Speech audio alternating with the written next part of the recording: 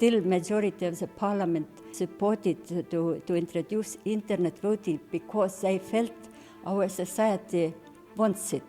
And this was, in some senses, a way of innovation we had in Estonian society, which actually created this concept of e-state.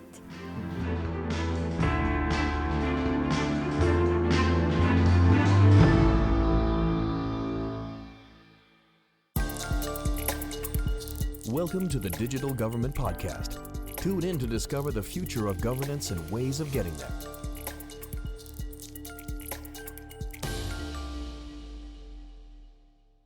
Welcome everyone to another episode of the Digital Government Podcast with your usual host, Federico Plantera, journalist, sociologist and researcher today here to, in a sense, celebrate an anniversary, let's say, 2 decades specifically of internet voting. So what does internet voting teach us about democracy, and especially how does it do that 20 years after its very first implementation and use in Estonia? And today we're going to talk about it with Liia Hänni, digital democracy expert, a former member of the Estonian parliament and then minister. So Liia, welcome to the podcast again. You already participated once, I remember, so it's nice to have you back. Thank you for inviting me once more. And then we're also going to be accompanied by Arne Koitmäe, who is the head of the Estonian State Electoral Office. Welcome, Arne. Glad to be here. A little introduction for those who don't know. We've been talking about internet voting before on this podcast, and I'm sure that whoever has been following digital policy developments in Estonia in the past at least 10 years, 15, 20 in this case, we can say that exactly Estonia has been running the internet voting for 2 decades. It's been sort of a democratic experiment that few countries have dared to attempt in this way, and let alone, I would say, also like sustain. The question, though, is what does it really mean to digitize, let's say, this core, and digitalize, rather, changing a process about this core act of citizenship? And how has also this shaped the way that people vote in elections, but also, in a way, institutions and culture, let's say, in this country? So, from the infrastructure that made it viable to also the political mindset, basically, that made it acceptable, that's what we're discovering today. And Liia, I would start exactly with a point on this and a question on what was basically the political or societal, I think we can say it like window of opportunity that allowed internet voting to emerge at all in 2005. A very good question. The process started actually some years before we actually voted online.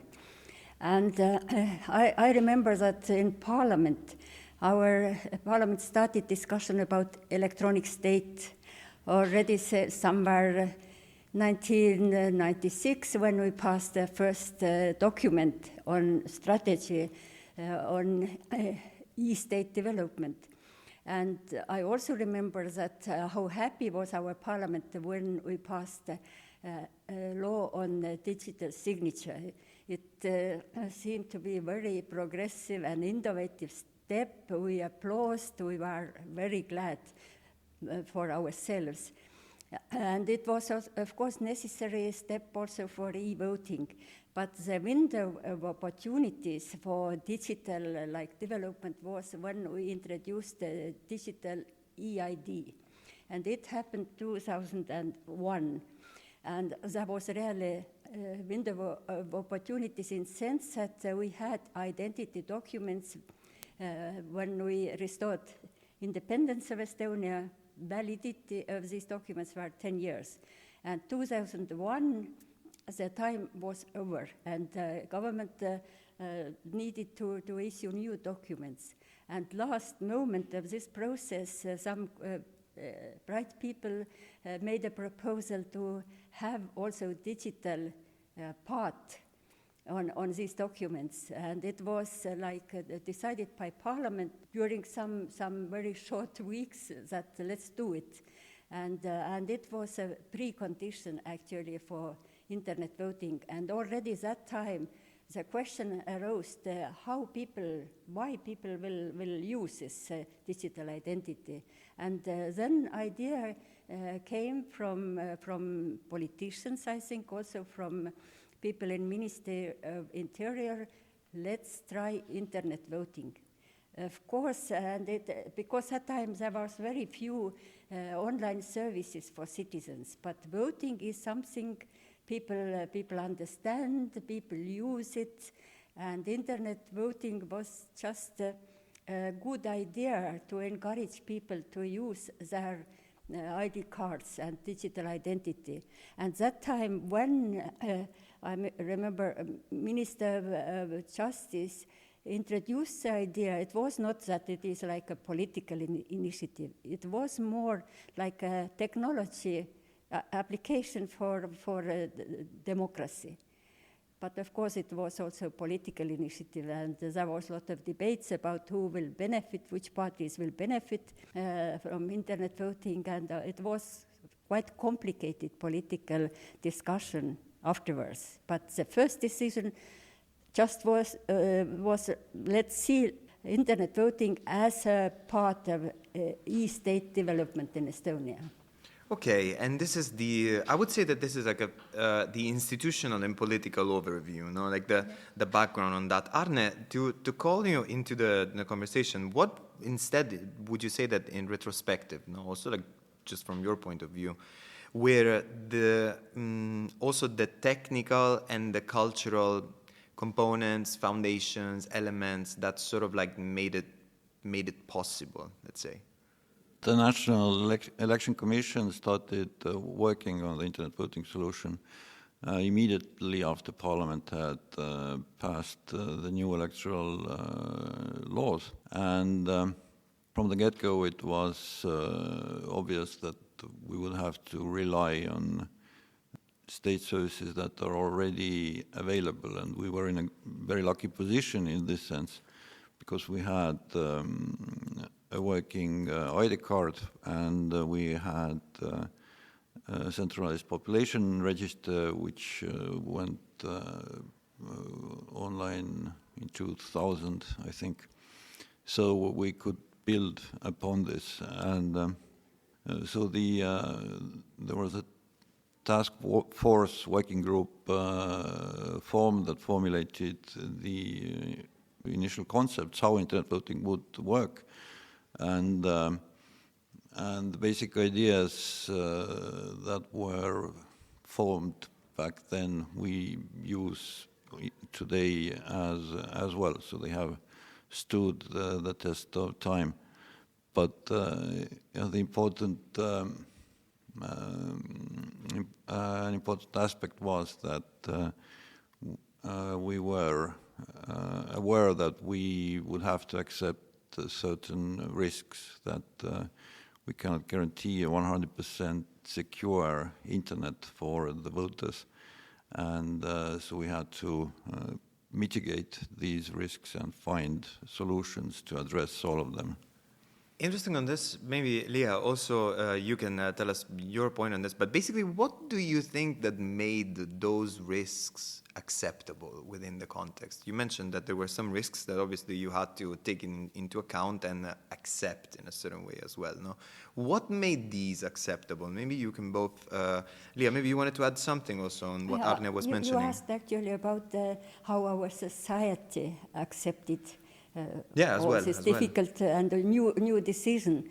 I think when we voted on to amend the election law, we knew that our society, vast majority of our people actually supported internet voting. It was a surprising fact that even those people who hadn't used computers that time, if there was a question, do you support to have internet voting in Estonia, they said yes. Somehow the mindset of society at that time was very innovative and technology-oriented. So it was easier for Parliament, even having some division, political division about internet voting. Still, majority of the Parliament supported to introduce internet voting because they felt our society wants to try it. So, and this was, in some senses, a way of innovation we had in Estonian society, which actually created this concept of e-state. Mm-hmm. Arne, do you think that this is basically like this interest, that made those risks that you mentioned in a sort of like more of experimentation, leap forwarding phase a bit more acceptable than they maybe would have been in a more legacy system, sort of? Yes, I think there was a lot of enthusiasm, which was based on not just hope and trust, but also new technological solutions. And from our point of view, from the EMB's point of view, we did develop a solid internet voting system, which was used a solid cryptography scheme and which was reliable. But even then, if we have that, we still have to have trust in this system, because people can always just ask but a lot of what-if questions. And there was a general understanding or feeling that even if Estonia would be the first, then other countries would follow pretty quickly, which was not that actually happened. But which was not the case. Actually, yeah. When the Minister of Justice explained to the Parliament why we should have internet voting, he said, okay, very soon, after 3 years, all European countries will vote online. Estonia also wants to be with these innovative countries, so let's do it. And actually, you know now how complicated it has been for countries to introduce internet voting. It is also a technology issue, because you need to have digital identity and interoperable systems, but trust is very basic what we need for internet voting. Yeah, exactly. That's what I was thinking when, Arne, you were mentioning that there were a lot of questions and that people can ask always, like a different what if, what if this happens, what if this concern is not addressed. But answers to those questions, as you actually were also mentioning before, have in Estonia stood the test of time for what concerns the use of internet voting. Because exactly 20 years on, Estonia's experience with internet voting reveals both strengths, let's say, but also the fact that it falls within a broader system of governance that also helps sustaining, let's say, internet voting, and especially through means of one of the most foundational elements of democracy, which is trust and institutional trust, LIA, as you were just mentioning. Aside, or basically next to this, then international observers, but also evolving public trust, which has not just subdued but gone increasing, because I think that at the last instance that internet voting has been used, the majority of the ballots have been cast with internet voting, if I'm not wrong. So many actors, like international observers, but also institutional support, have all played a key role so far. And Leah, considering that exactly we are at the Digital Government Podcast, I have to, and I want to, include in the loop also a bit e-Governance Academy itself, no? So I would like to know, for example, how has e-Governance Academy contributed to basically shaping and supporting the evolution of internet voting over the years, in a sense? 2005, e-Governance Academy initiated a special e-democracy program, and I was in charge of that program to start it. And it was very essential that having a first internet voting, should be an important focus of our program. And especially as a member of Constitutional Affairs Committee, I understood that these basic principles of the free and fair elections should be followed also when we have internet voting. And because the voting is going on in uncontrolled environment for voters, and all these secrecy issues to be able to cast your vote independently from other people, all these factors, constitutional issues were very important. And then e-Governance Academy, we started first to explain to our population that they also have their own responsibility for granting this free will for themselves, having some kind of virtual voting booth around them, not other people looking how they vote. So it was a teaching of our voters. But the second important pillar of our approach was that also political parties need to realize this new situation and to honor the freedom of voters to vote independently from their direct influence. So we started negotiations with political parties to agree on good principles of internet voting. I remember it was first big e-voting conference where we signed an agreement with political parties. Not all political parties joined this agreement that time. There were conservative parties opposing to internet voting, thinking that their voters don't benefit from this new voting methods. But gradually we renewed this good conduct document, and from 2015 all Estonian major political parties actually signed the contract. And the issue and the content of this document was that parties will not interfere to the voting process. They don't organize collective events to ask people to vote together. And also very important point was that also parties don't argue about results of voting because having internet voting, because they claim that when internet voting follows all regulations and rules, there is no reason to question the election results. And it was very important principle, but unfortunately also in Estonia we have had cases where a political party who is not satisfied with election results just starts to argue immediately after the results have been announced that it is because of internet voting they lost the voting, which is a very bad habit. But we know that internet voting is not the only method or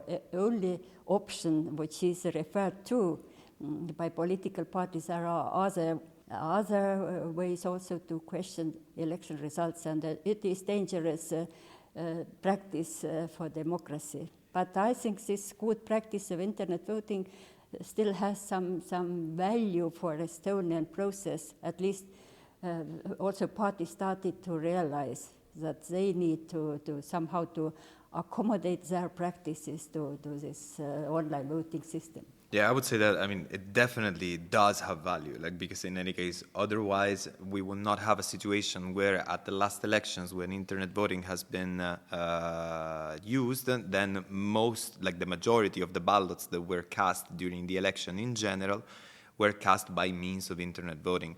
Personally, I would also add that definitely internet voting is not the only way and has basically never been the only way of voting in Estonia, because even when I, for example, as a resident coming from the European Union, I could vote in the local elections, and I think also in the European Parliament elections, if I'm not wrong, then for pure call it nostalgia maybe reasons, I wanted to go to the electoral office I was living in Sikupilli, a district here in Tallinn, and just vote on paper, only to see how it was basically like a ballot box office in Estonia during an election like that.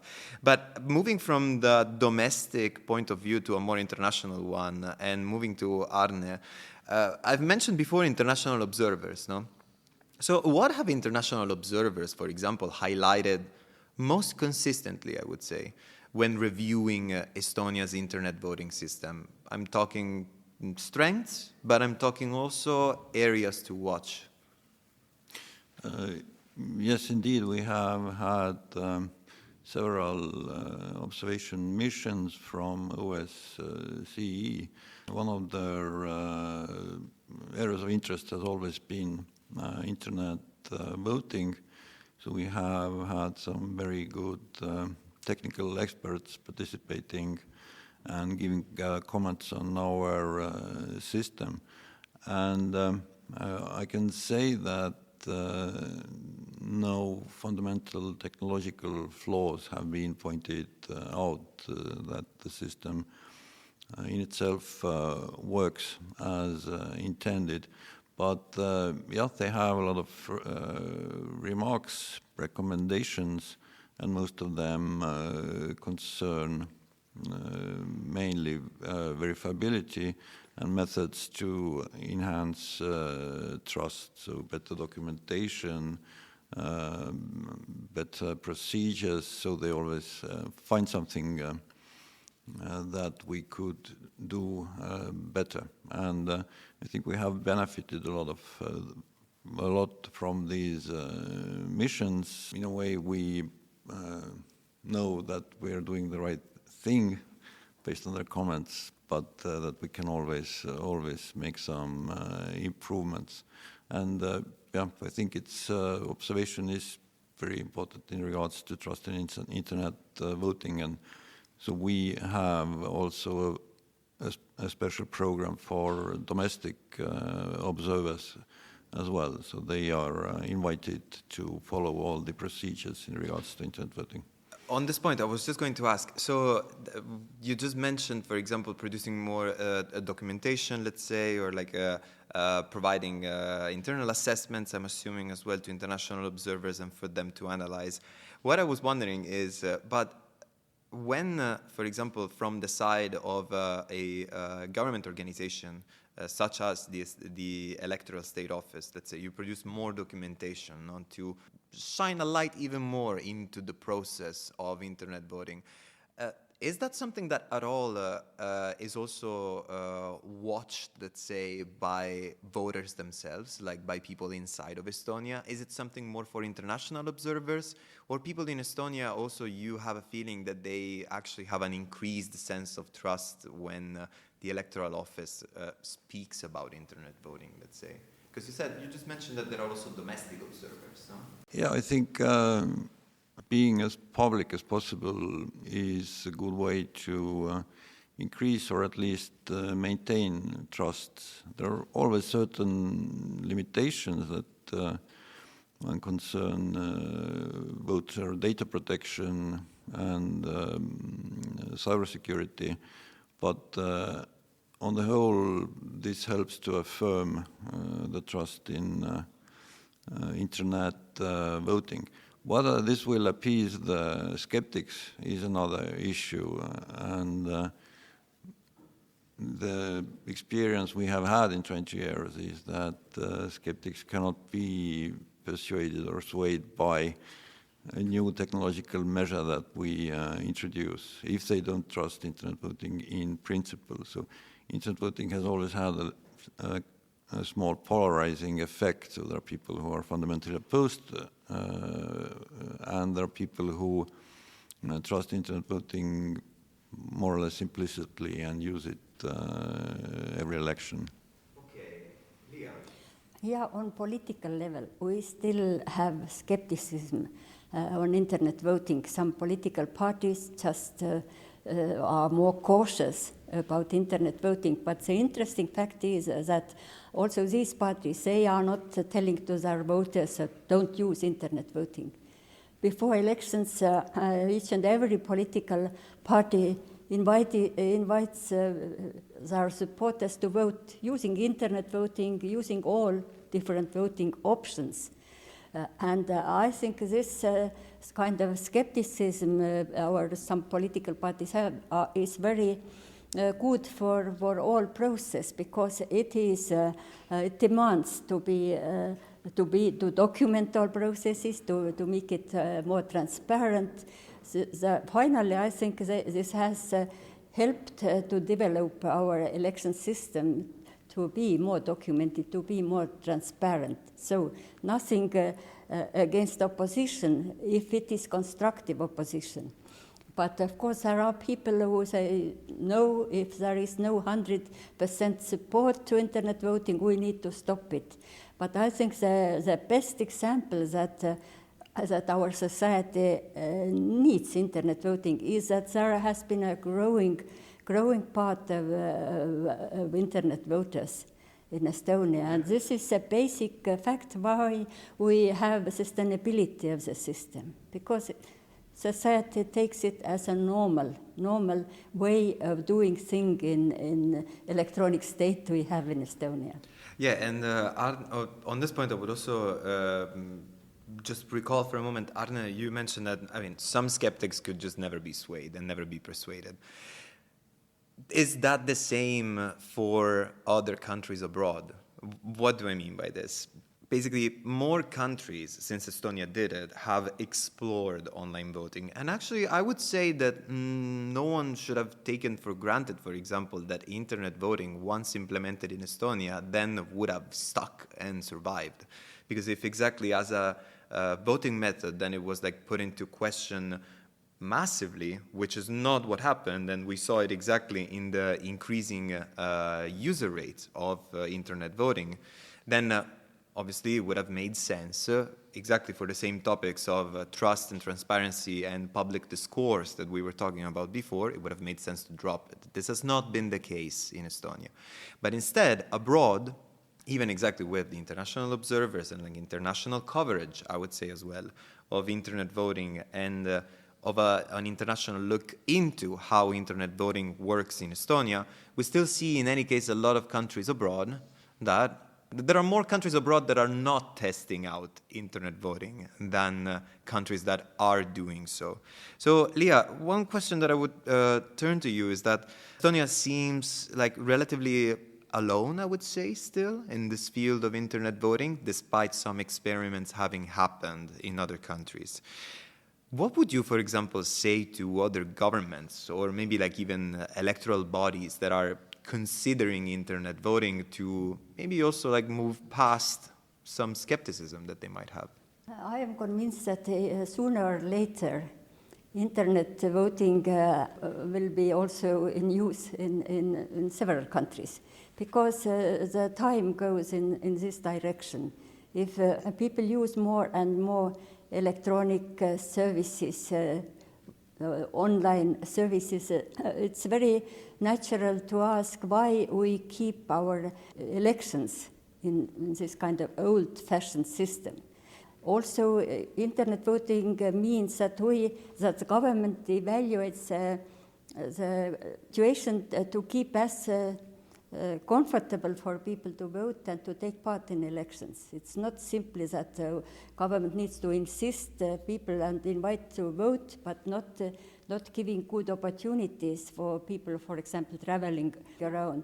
So it's like a role of governments and obligation of governments to renew online democratic services as well.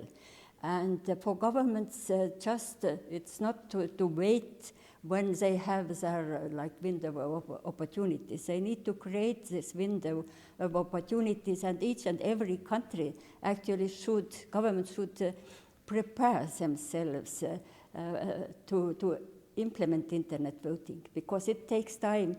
It needs political discussions, but to stop and to say, no, we are not ready, it's not the right way to do things. To start to prepare yourself for internet voting. Even if you are not using internet voting for national elections or even for local elections, makes a system available for those organizations who are ready to use internet voting, but build up a secure and trustworthy system first. So digital, because exactly when we started this conversation, we mentioned the technological and the digital components outside of internet voting, but that are part of Estonia's digital state ecosystem that support and actually make possible in the first place internet voting, such as the digital identity, the digital signature we mentioned. And now, after 20 years, Leah, you mentioned before, like sooner or later, this is going to happen. Arne, let's speak of the, I don't know, 10, what could we consider 10 years' time? A sooner or a later time? Because the question that I would connect to that is simply that if we now imagine elections in 2035, let's say in Estonia, no? In 10 years' time, what are basically the future needs or priorities that you could see that are already sort of like taking shape at the moment that could then determine the way that this system, that internet voting, evolves in Estonia at least?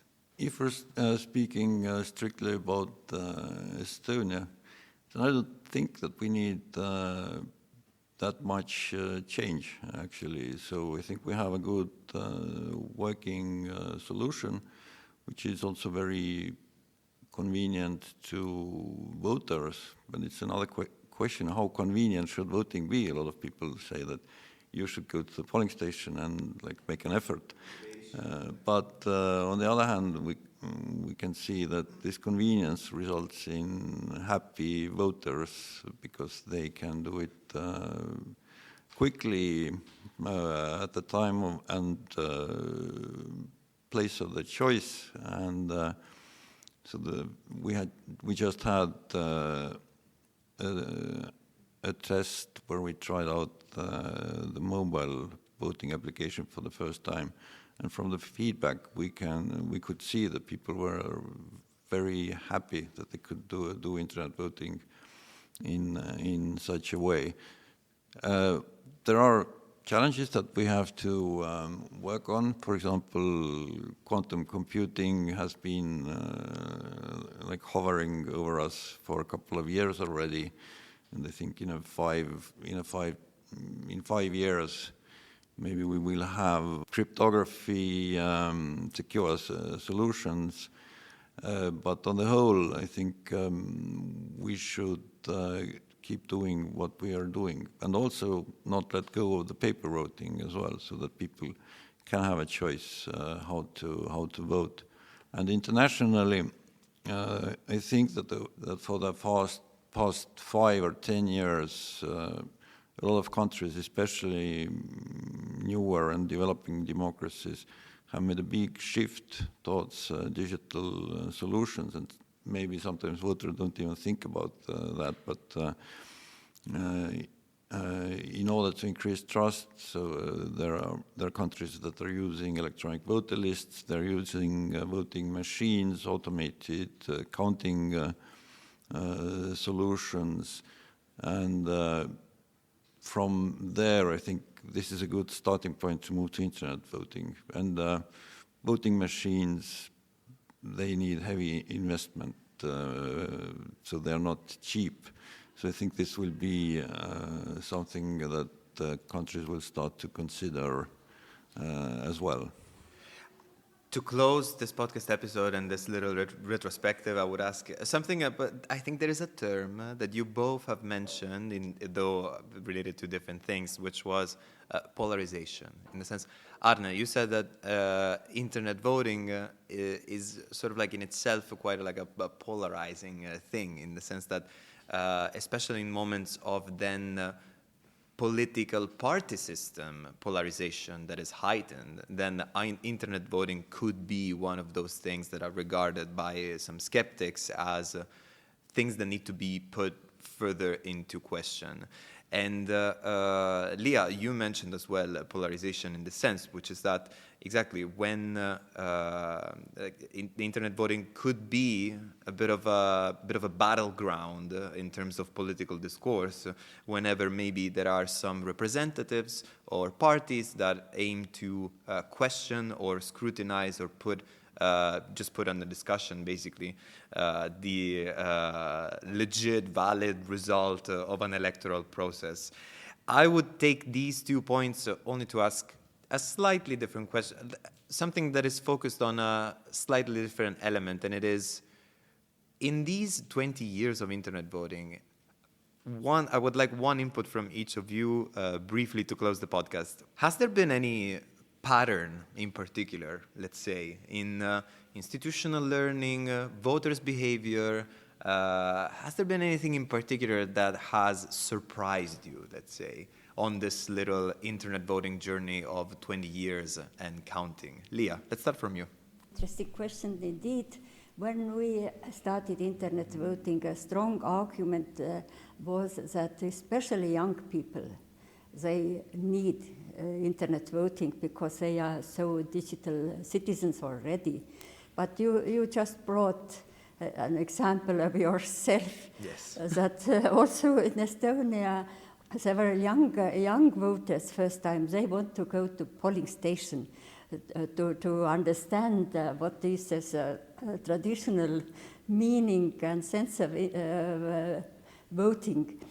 And therefore, I think this kind of opportunity to still to choose your favorite channel voting is like very important, but we should be prepared to analyze the results and the situation to understand is there some kind of a real gap in the behavior of people which is referring to some kind of more complicated issues in society, for example, access and capacity to use technology. So it's a learning by doing and learning process, what we need actually.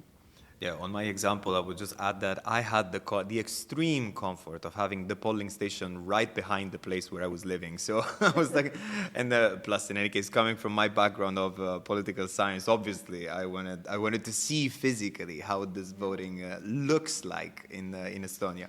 Arne, from your opinion, from your point of view, instead. I think one of the most remarkable things is that how internet voting actually places a lot of trust on the voter as well. So we assume that voters are able to act independently. They're capable of voting safely and securely. And I think this trust is maybe a little unique because we really rely on the voters to create a safe voting environment, and also that this has worked very well, that voters are indeed able to do that and have been doing this for 20 years, and over half of the participating voters during the last parliamentary elections did exactly that. And I think it is a good look for the voter as well. So they also can feel that they are independent and they can think and act independently.